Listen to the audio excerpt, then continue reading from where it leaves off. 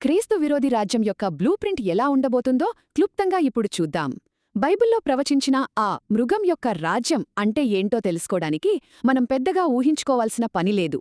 ఎందుకంటే మన కళ్ల ముందే ఉత్తర కొరియా, చైనా లాంటి దేశాలు ఆ రాజ్యానికి పునాదులు ఎలా వేస్తున్నాయో చాలా స్పష్టంగా కనిపిస్తోంది. సరే, మొదటిది ఏంటంటే బలవంతపు ఆరాధన. దీనికి బెస్ట్ ఎగ్జాంపుల్ ఉత్తర కొరియా. అక్కడ జూచే అనే ఒక సిద్ధాంతం ఉంది. దాని ప్రకారం దేశ నాయకుడిని దేవుడిలా పూజించాల్సిందే. ఒకవేళ ఎవరైనా అతని విగ్రహాలకు నమస్కరించలేదనుకుంది, వాళ్లకు మరణశిక్ష తప్పదు. ఇది మీకు ప్రకటన గ్రంథం 13వ అధ్యాయం 15వ వచనంలో చెప్పినట్టు మృగం ప్రతిమకు నమస్కరించని వారిని చంపించడం అనే ప్రవచనానికి అచ్చుకుద్దినట్టు సరిపోతుంది. అంతేకాదు, క్రీస్తు విరోధి కూడా తనను తాను దేవుడుగా ప్రకటించుకుంటాడని 2 తెస్సలోనీకీయులకు రాసిన పత్రిక 2వ అధ్యాయంలో కూడా ఉంది. ఇక రెండోది సాంకేతిక నియంత్రణ. దీనికి చైనా యొక్క సోషల్ క్రెడిట్ సిస్టమ్ ఒక పర్ఫెక్ట్ ఉదాహరణ.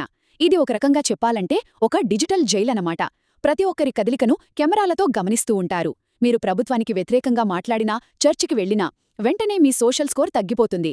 ఆ స్కోర్ తగ్గితే ఇక మీకు ఫ్లైట్ టికెట్లు, బ్యాంక్ లోన్లు ఇలాంటివేవీ దొరకవు. చూసారా, క్రీస్తు విరోధి కూడా తనను ఆరాధించని వాళ్లు ఏమీ కొనకుండా, అమ్మకుండా చేయడానికి అచ్చం ఇలాంటి టెక్నాలజీనే వాడతాడని బైబిల్ చెప్తోంది కదా. ఇక చివరిగా మనం అర్థం చేసుకోవాల్సిందేంటంటే ఈ 2 పద్ధతులు అంటే బలవంతపు ఆరాధన, టెక్నాలజీతో పూర్తి నియంత్రణ, ఇవి రెండూ కలిస్తే ఒక గ్లోబల్ సిస్టమ్కు పునాదులవుతాయి. సో క్రీస్తు విరోధి రాజ్యమనేది ఏదో భవిష్యత్తులో రాబోయేది మాత్రమే కాదు, దాని పునాదులు మన కళ్లముందే ఇప్పుడే నిర్మించబడుతున్నాయి.